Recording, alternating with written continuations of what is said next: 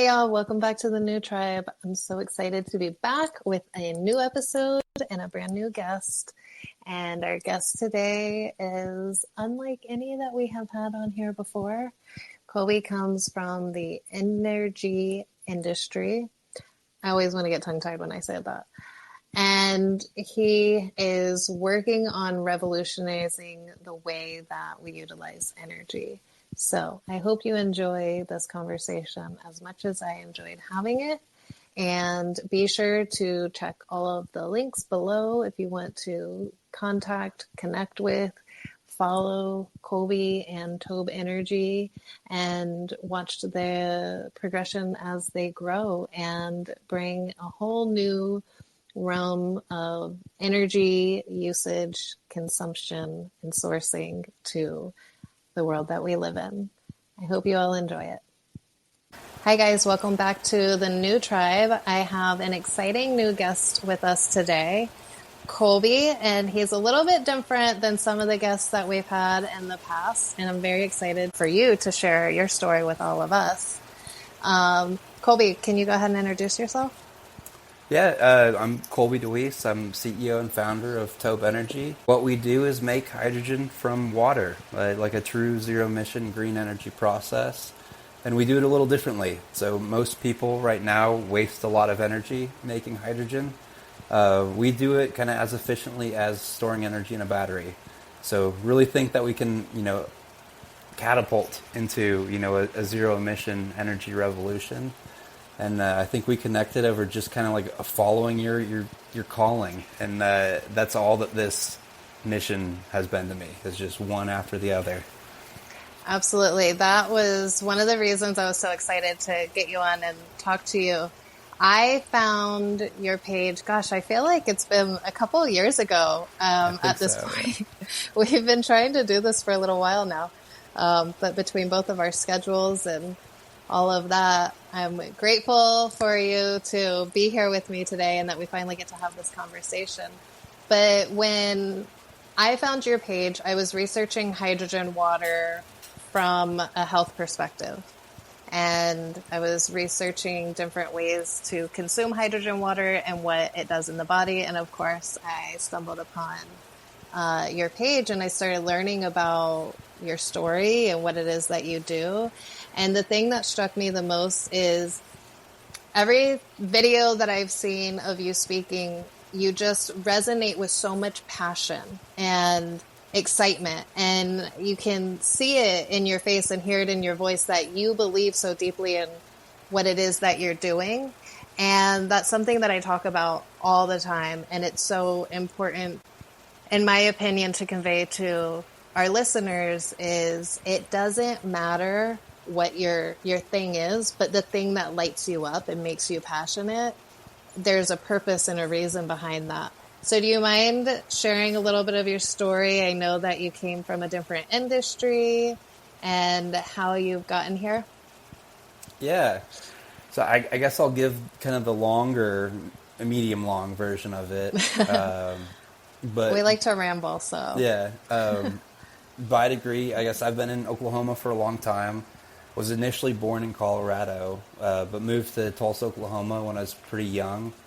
My dad was an inventor at TV Guide, so he was one of the guys responsible for bringing the TiVo to market, nice. Which was like the first digital video recorder. So I remember the days. Yeah, it was the coolest thing. My childhood was like actually spent in the garage. Actually just went through his workbench and found his garage soldering iron, but like doing, prototyping electronics. I guess fast forward to college, I became a chemical engineer, joined the oil and gas industry right out of college. I was working all around Oklahoma, primarily in western Oklahoma, then built a natural gas plant in Okarche, which is just kind of outside of Oklahoma City. That project was one of the coolest things that I've ever done in my life. But while I was doing that, I was also getting my master's of oil, gas, and energy law from the University of Oklahoma. And we were a small, scrappy, midstream natural gas company, building projects, obviously letting a 25-year-old kid run a $75 million project. We were pretty understaffed. But that was like the exciting part of it. But during that time, we got bought by this huge, giant company, Marathon Petroleum. And with my oil and gas energy law degree, I kind of got pushed into this process safety management, responding to federal, audits, investigations, doing incident investigations too.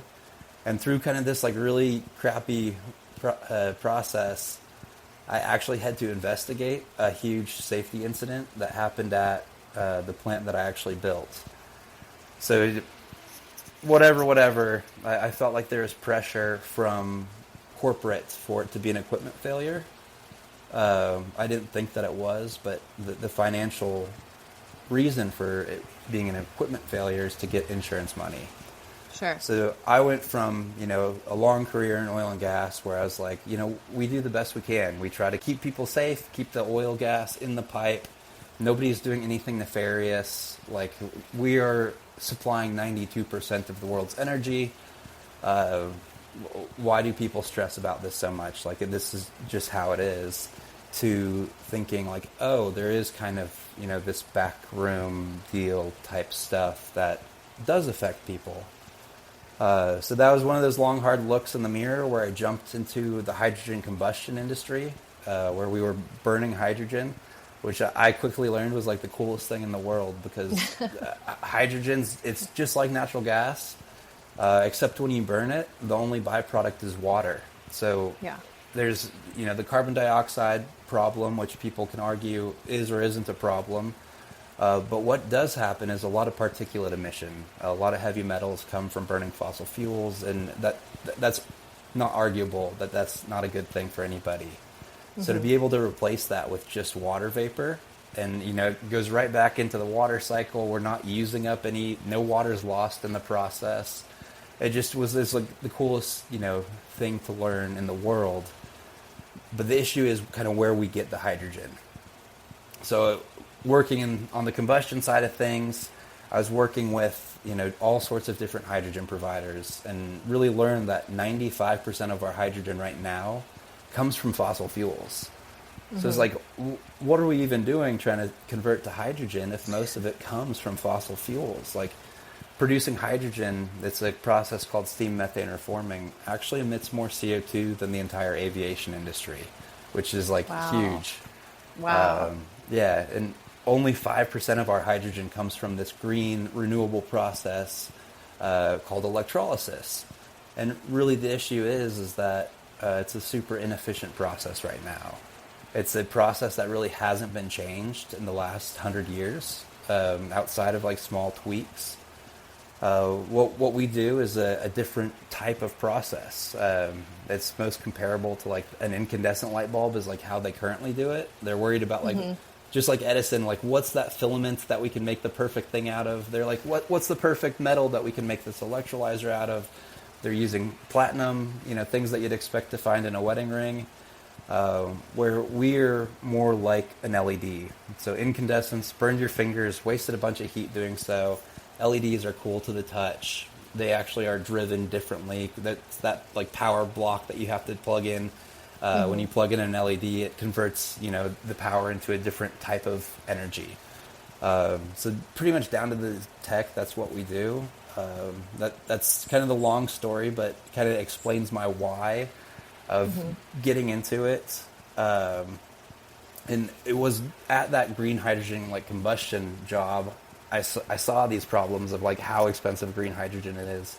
And it really just like, I started as like a nights and weekends research project where I quickly spent about $150,000 of my own money setting up like a full-scale power electronics lab at my house, doing all of this testing, and got to the point where I was like, okay, I know that this is way more efficient than anything on the market. Just insight from past projects and insight from growing up making things with my dad. And probably looking at things in a very different way than most people do currently, and following that calling of like messing up, doing things the cheap and easy way, and stumbling into solutions, and just listening, the whole way through. Listen, I love that story because it's interesting that you kind of found yourself almost investigating yourself a little bit in that process of being in a position. So it sounds like you were in a position in your career that was pretty relatively stable, I would imagine, as much as oil and gas can be. Very stable, very, very well paying, like great retirement, great everything, like no complaints in the world. And so then something inside of you pulled you away from that. And that's I think one of the hardest things for people to do is when you have stability and security and you have achieved this position in your career that you could have just coasted. And when you chose to kind of go a different route, what was the response that you experienced from the world around you, your family, friends, colleagues? That's a very good question. I don't think that I even told anybody that I was doing that. Oh, really? It was such like a violent push to go do something else. Like I had done my first interview with the hydrogen company. I wasn't far into it by any stretch, but I felt like it was going to happen. So I quit before I had signed my job offer, which is probably pretty crazy. That's a huge leap of faith. Yeah, it's like one of those violent pushes that is like, I cannot do this oil and gas thing for another day. Mm-hmm. And I've had a couple of those in my life, and quitting the hydrogen job to start my own thing was very similar. It was like, you've got to do this, just this internal push that didn't make any sense. You know, I was somebody that was always super financially responsible, like didn't spend too much, always saved. And both of these things were like in complete opposite of how I traditionally look at things. But it was like so uncomfortable to sit there that is like I had to take action. So did you go through any experiences during, I mean, even up to now, where you felt like, not necessarily that you've made the wrong decision, but were there any moments that you really had to dig deep and find that light that guided you on this path to begin with? Because I know so many times there's alternatives, right? There's all these other things, and especially with your experience and your industry and all these things, I'm sure there are lots of opportunities that draw to you. Was there a moment where you questioned how much work it was going to entail and the amount of money that you were investing of your own, that questioning of if you're on the right path? Definitely once. And I think I can pretty confidently say it only happened once. It was right after I quit the hydrogen job, you know, with the intent to do what I'm doing now full time. I just got hit up on Twitter out of the blue by the CEO of a really exciting nuclear energy company. And he just said, you sound based. I'd love for you to come be my principal process engineer in California. And it was just like like this was a chance to be employee number 5 at a startup doing something that I still felt like could make a huge difference in the world with low emission energy. That was probably the only time that I was like, oh man, should I consider anything else? Outside of that, I've really had just this, you know, head down mindset of work really hard, try to be a good person, and things will figure themselves out. I'd be lying if I said that there weren't many dark times in that. Like, almost any time after I pull an all-nighter working is like, what am I doing with my life? Like, this is insane. I'm too tired. I can barely function. My brain doesn't feel like it's working. But anytime there have been like the big kind of milestones, like running out of money, which has almost, you know, happened a couple times now before getting this major round of investment most recently. Congratulations, by the way. Thank you. I think almost 4 times I've been within like a month of running out of money, and something just always happens. Like it's just that head down, keep doing what you're doing, listen to the world. Like it wasn't like I was out asking for money. in these past times, it was just somebody that would come into my life, or I'd win. I got selected to be a part of this startup accelerator in New York City that gets like 3,000 applicants, and they only select 8 people. And it's just like out of nowhere, something like that happens. So each and every time I've been like, oh, I should really be thinking about this. Something comes and tells me like, nope, it's going to all be taken care of. Divine alignment, just keeping you on the path. I genuinely believe so. So I've watched you grow as Tobe Energy for the last couple of years, which has been super exciting to see. You've done a TED Talk. You've just landed a massive investment in the company. And it's really, I think when I started following you, you were still trying to, I mean, obviously you're still getting the idea out there, but it was a very new inception. And it has just, from my perspective, exploded in these last couple of years, which is amazing. And I agree, divine alignment, like the ability for it to just bloom and unfold the way it is incredible.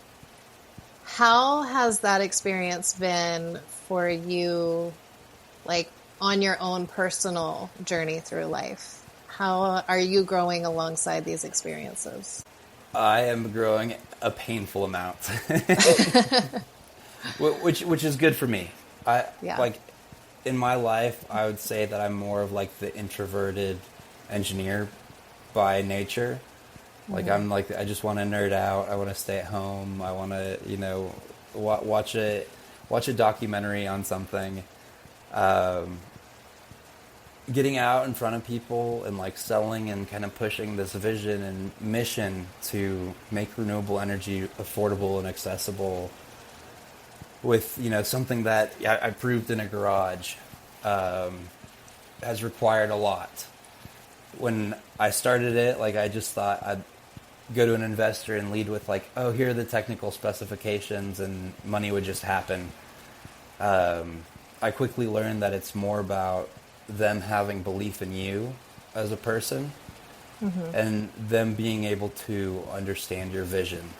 Like they might not necessarily care about all of the technical details, but it's like the communication of that vision and your purpose, and doing it with conviction such that they believe you, and they believe you enough to give you hundreds of thousands of dollars. Whereas I came from the engineering world, where it's just like something happens or it doesn't. The investment world is more like of a coin flip for a lot of investors. So I've really had to grow as a person into, you know, figuring out the best ways to communicate very technical things. And where I'd always be like just the engineer, like this is what's possible in the next 6 months, like really take a step back and go, well, what's possible in the next 5 years?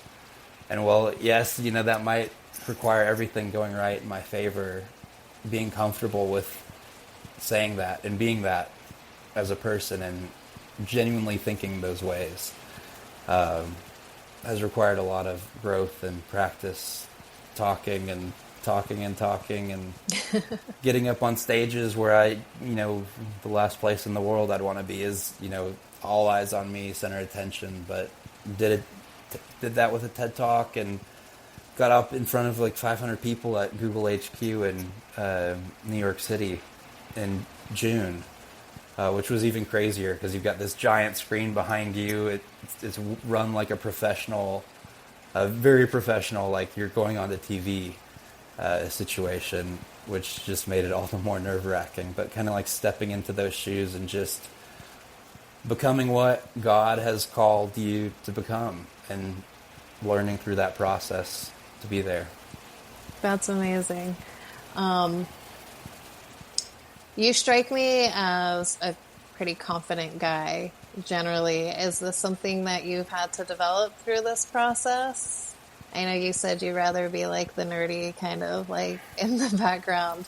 Is this something that, and I know that you also practice jujitsu. We're a jujitsu family, so I can see that maybe there's some of that discipline that comes in from your practice.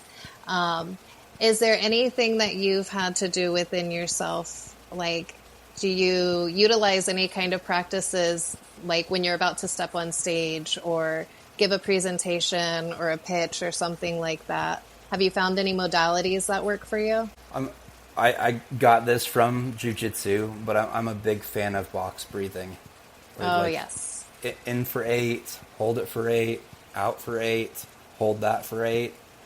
Like repeating that like 5 times or even a little bit more in some instances. That's the most impactful thing for me. I also do a lot of kind of like positive self-talk, especially before getting up on stage in front of people. Just the kind of prayer, mindfulness, say, to the universe, like, if this is, what you're willing me to do, I want you to help me be successful here. That and some box breathing is what, gets me through most things that I don't want to do. But I do think that there's a big confidence aspect from jiu-jitsu, for sure. Just having that like background of, I know that I can handle myself in any situation that's actually scary. Mm-hmm. Gives you kind of like the leeway of like walking into a room and not being scared. Like, what's the worst thing that can happen? I go against this black belt that's 350 pounds and holds me down for 5 minutes. Like, nothing is worse than that. Yeah, right? At least when you get on stage to give a talk, you don't risk tearing any ligaments. Yeah, like, worst thing that's going to happen, I guess I always prepare. So I always feel like there might be a big, long pause where I'm trying to catch my place and the memorization of the script, but nobody else knows that. Like, that could just be a dramatic pause. Yeah. And so worst case scenario, it's a little of an awkward dramatic pause, but that's the worst case. No. Is at least what I tell myself. Yeah. No, I appreciate that. I was very curious if you were going to say any type of breath work, because I know for many people who step into an arena of some sort, and, this is a central focus that we maintain, especially like in the sacred medicine space, is like you come back to your breath. When your mind starts to tell you all the stories and go through the narratives and the fear and all of these things, and you come back to your breath, you're back in this present moment, and then you can focus again. And so I love that. That's your thing. It's like that centering, grounding feeling that a lot of times I lose. Like when I'm, kind of spun up in stress. And as soon as you get it back with that breath work, you're like, oh, this is where I'm supposed to be. Like, I'm doing what I'm supposed to be doing. It's stressful. That's part of it. Like, I asked the universe, for a lot. The universe asked a lot of me. It's going to be difficult. There are going to be times that are very hard and very uncomfortable. But that's what I asked for. That's what was asked of me. So why should I expect it to be easy? Kind of coming back to that as a central thing through breath work always makes me feel like, okay, we can do this. I was going through several years ago a very difficult time within my own life. And as every time I would pray about, the things that I was going through, I just kept getting the message of don't get comfortable. Because I think that's something that we as human beings, we seek comfort and security in like this safe little space. And it's like, okay, everything's good, so I'm just going to sit here. I've got this great paying job, happy little home, I'm not going to rock the boat. And so for probably about 6 months, I would write on my wrist every day, don't get comfortable, don't get comfortable. And that was my reminder to keep pushing. If something sounded like a really appealing and comfortable little like cocoon that I could climb into, that was my cue. Like, don't get comfortable, and remember, keep moving forward because you're being called towards something greater.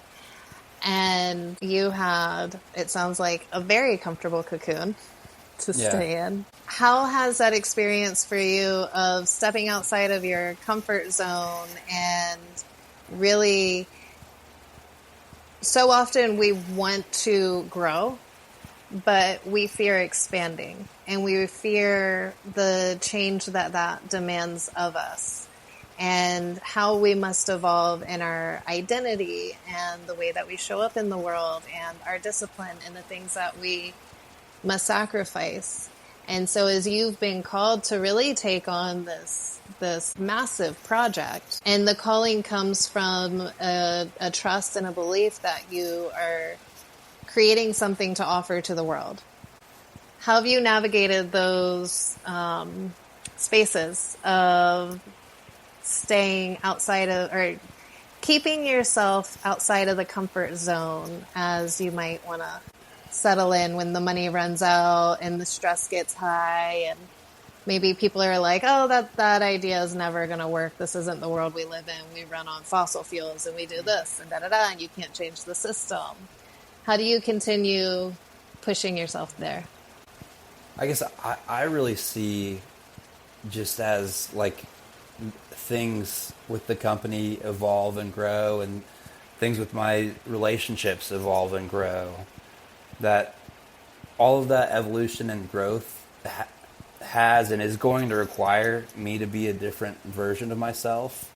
So it's like, okay, you know, giving kind of my first like talk in front of all like the employees and going, this is how we're driving the boat. This is where we're going. I was very nervous. I was very anxious. I stayed up all night the night before, you know, kind of writing notes and everything down. And I opened it up and I tripped over my words, you know, kind of one of those embarrassing, like, blah, blah, blah, blah, like moments. And it's like, you know what? I'm learning through this too. This is new for me as well, guys. But I promise you that I'm going to try my hardest to fulfill this, to lead us to success. This is something that's been on my heart, and it's been something that's been on all of the guys that work with me's heart. So it makes it easy to fall and, you know, stumble, but pick yourself up and try to step up to that next step. And just the more and more practice that I go through, the more and more comfortable that I feel with it. Like the first swath of employees that started was, you know, one thing, and now this second swath is easier. So it's like I know all the things that I need to do and say and that sort of stuff now, and Yeah. I kind of just feel that way with growth, and everything's always going to be changing. It's always going to be, it should be getting harder. It should be getting more difficult, but that's because even in relationships, you're growing together with somebody, and you should continue to push yourself with that other person to be better versions of yourselves. And yes, it's like uncomfortable to hear from your partner, like, hey, you're kind of letting me down in this regard, but how much of a like beautiful pleasure is it that they care about you and your relationship so much that they want you to show up as the best version of yourself, the version that they know you can be. I kind of think of everything similar to that. It's like the pain is all just like the universe telling you how it needs you to show up to be the best version of yourself. I love that. That's a beautiful perspective. And with your, I love when you said, you know, it should be difficult and it should continue being difficult, because if you find your comfort zone again and having new employees come in and you've gotten really comfortable and you've built the confidence in that space of, okay, I can handle this. It's not awkward anymore. I got it down. And then you expand more. Mm-hmm. And then you got to like feel out those new edges. And it's almost like I think of how crustaceans, they have to continue growing their shells. So they almost have to like break a little bit to build new shell and expand into them so they can continue to grow. And, okay, fact check me before, maybe edit this out, but I'm pretty sure that its lobsters are genetically immortal. They just get to a point where they lose the energetic ability to continue growing a larger shell. And I love that because I feel like as humans, we're kind of the same way. We're energetically immortal, and our purpose in this life is to grow it and expand it and feel those fractures and those cracks and breaks that are required to continue expanding into the fullness of our calling and the greatest capacity of the beings that we are meant to be. And so I appreciate that you have that perspective and that you can carry that with you, because in my opinion, when you are anticipating the next challenge, then you're gonna be ready for it, and then just knock it out, and it doesn't knock you over. Yeah, a funny saying that me and my partner say, and I guess this is probably mainly me, is like when all of these like things are happening and like the small stupid stuff in business somehow gets magnified, like, oh, you got double charged on your credit card, now you're at your limit, now you can't do X, Y, and Z. That just things have become more and more of a headache, and I didn't expect it. But I'll always say, like, to my partner, the horrors persist, but so do I. There you go. I love that. From what you've explained, it sounds like you've kind of always been on this trajectory. Like, you grew up with the example of your dad being an inventor, and so that was very normal in your reality of something attainable and possible. And so what would you say to someone who is feeling a call towards something? Like, your calling has been to creation and invention, and we all have a call towards something, but a lot of times we want to look at, like, oh, look, this guy did this, let me find my way of doing that similar or same kind of thing. But what your calling is, you're not inventing even in the same realm of, you're in a totally different realm than what you watched your dad do. And you've branched out from what's familiar from your industry and your experience background and everything. What kind of advice would you give to someone who's like, I'm feeling this call to something, but I don't know how to take the steps? I think I very strongly believe in always listening to your calling, even when it doesn't make sense. The only time I've really been able to make sense of everything that's going on has been like in the perspective of what I'm doing now. Like when I was in college, I got into Yale to do a PhD in computational biology, which was similar to my college research, but very different than chemical engineering. And there was just something that, like, that was what I dreamed about, going to get a PhD from a great school for the past 2 years. When I was working my summer oil and gas internships, I was like, oh yeah, this is just a way to make $27 an hour and get my apartment paid for. When I graduated, there was some calling that was like, no, take this oil and gas job. And I took the oil and gas job, and probably for the last 10 years, I've been like, did I make a mistake doing that? And then now I look at it as, no, if I hadn't taken that oil and gas job, I would have never had these experiences that led me to hydrogen. If, I hadn't had my dad pass away, I just look at things through such a different lens.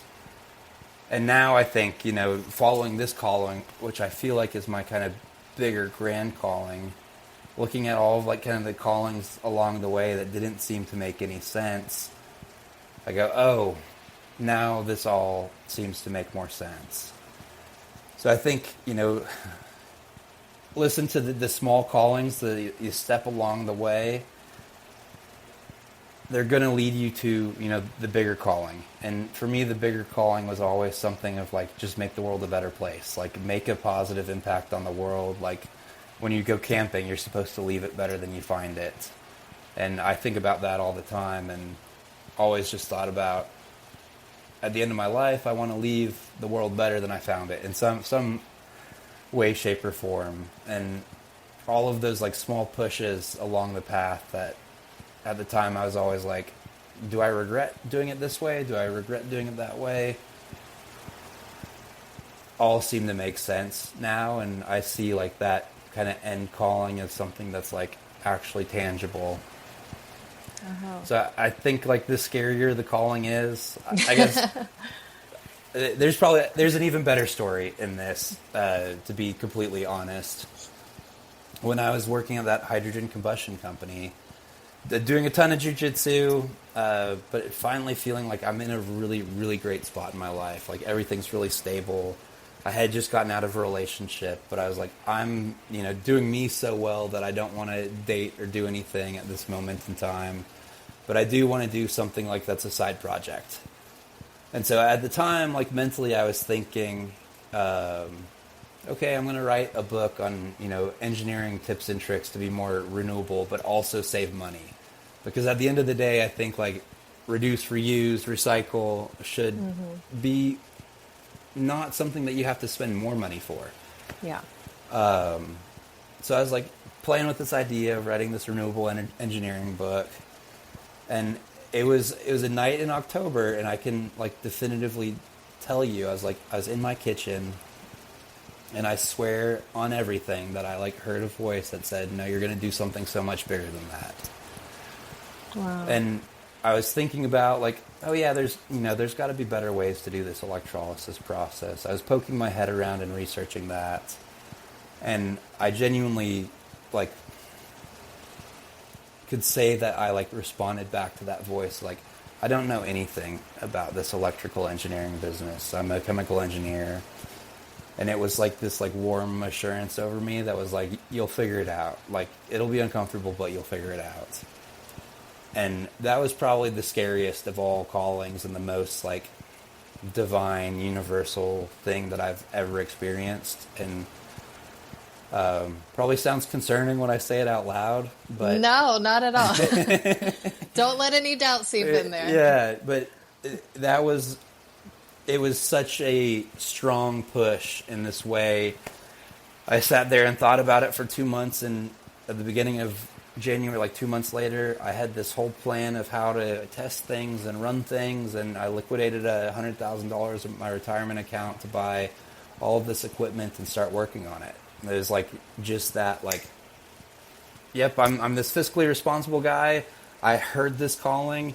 I'm just going to do it. Which scared the shit out of me.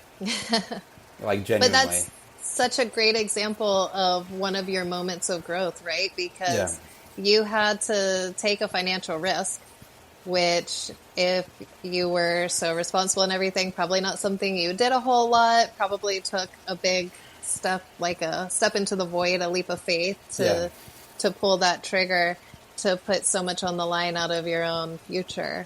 And you listened and you allowed yourself to expand into that space. Yeah, it is terrifying. And like, my only proof is like every step along the way since has been filled with, the perfect coincidences, the perfect, like, there's one little part and piece that if I made it out of a different material from my 3D printer, the whole setup wouldn't have worked. I just happened to use the right material at the very beginning when I'm prototyping things, even though I had no idea why. Things like that I probably would have given up if, my first big test setup didn't work. Just so many things like that where it's like the universe was just like nudging me along in this direction. And then you learn like, oh wow, that was crazy that happened that way to keep me on this path because I didn't have any idea that this one plastic was, a super insulator versus all of these others that wouldn't have worked. That's amazing. I love it. And it's one of those things that's just like you can't explain it. You can't equate it. It's just your proof. As you are going through your day to day on this journey, and you're, I'm sure inside of your mind, so much of this time putting it all together and then just seeing it align in the external reality around you and start to fall into place. How can you not feel like you're headed in the right direction? Yeah. So what can we expect to see out of the future of Tobe Energy? We're finishing up our kind of prototype testing for what is going to be the world's most efficient electrolyzer to make green hydrogen. So it's going to be as efficient as you store energy in a battery in your phone. So most people don't think that there's any energy loss from the wall to their phone. There's a little bit because your battery gets a little hot, but there's really not much. Right now, the systems that are currently in use, like 50% of the energy that they put into it gets lost. And so we're going to be up around this 94%. Wow. Which completely changes the economics around using zero emission hydrogen. Yeah. Is this going to be, are you focused on the use being in an industrial capacity and in a residential capacity? Where's your focus for offering this?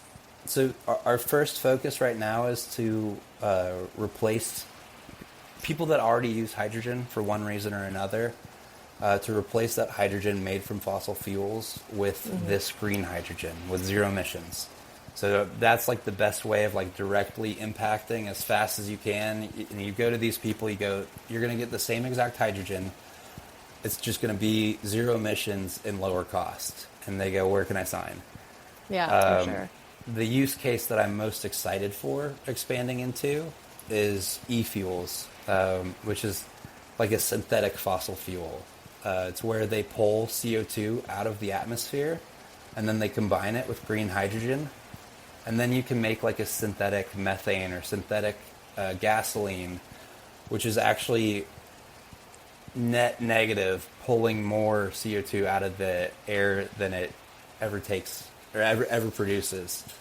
And with our economics around the green hydrogen production, that can be cost competitive with fossil fuels. So it's why would you not want to actively clean the air with the gasoline that you put in your car? Yeah, it sounds like you're answering a lot of our cultural, environmental questions that we have surrounding issues of how do we remedy these issues that we've created. Yeah, because you can use all of the existing fossil fuel. You can still use your natural gas stove. You can still use your car that runs on gasoline. But you can rest knowing that, this is actually just this next leap forward in technology where it's better for the environment than doing nothing, which is crazy to think about. And it's the same cost. Amazing. That's the use case that I'm most excited for, and think that, I think it's within grasp. We've got a agreement signed in Oklahoma up around Tulsa, Broken Arrow. We'll be installing our first 10 to 20 units at this, the world's largest combustion R&D test facility, Zeeco. So super excited about that. That should be sometime in the middle of next year. And from there, raise some more money and get as many of these things out to the world as we can. That's amazing, Colby. Congratulations. Thanks. Well, I know that we're kind of in the middle of a workday right now, so I'm not going to keep you too much longer. But thank you so much for joining me today and for sharing so openly and so beautifully and allowing our listeners to kind of get a peek inside of this badass CEO and founder. And you're in this space that feels so out of reach to most people, but at the end of the day, we're all humans and we're all navigating the same path. We all have the same life experiences and our own perspectives. And the way that you've chosen to navigate yours and to respond to your calling is just amazing to me. I've had one of my favorite quotes for many years, and I've had it on my Instagram profile forever, is be fearless in pursuit of what sets your soul on fire. And I feel like you just embody that in such an awesome way. And I'm so excited to continue watching what you do and how you grow and just revolutionize the energy industry. And as a mother of the upcoming generation, and, you know, I will have more generations to come. Thank you for what you're doing, because I was just having a conversation earlier today about how, you know, looking towards the future of the world that our children are going to be growing up in and living in and bringing their own children into, it's a little bleak. It's a bit dreary, but it gives me so much hope and inspiration to know that there are people such as you who are really just following this divine inspiration. And I know that through that path is where we find our resolution and revolution and changing and becoming the humanity and the world that we are meant to be on the correct path. So thank you. Yeah, I have a ton of optimism for the future. I think that the world can be a very, very, very beautiful place if we let it. And that's the question, is if we'll let it. Absolutely. If we can figure out how to work alongside nature and follow the cues that everything is there. Nature is the most intelligent scientist, chemist, biologist, like everything's there. And this is something I always teach my kids, is whatever answers you want, observe them in nature. I completely agree. So, I appreciate this conversation. Thank you so much. And I hope to chat with you again soon when you have some new and exciting updates for us. Absolutely. We'll keep in touch for sure. All right. Have a great rest of your day, Colby. You too. Take care. Thanks. Bye. And as always, go with love. All right, y'all. Thank you so much for listening and sticking around. If you have any questions or any recommendations of other guests that you would like to see us have on the podcast, please feel free to reach out, comment, email, whatever you got. And also make sure you go follow Colby on Instagram. He's H2O Colby and Tobe Energy. So you can follow along this amazing journey that he and his team are on. Thank you for being here. And as always, go with love.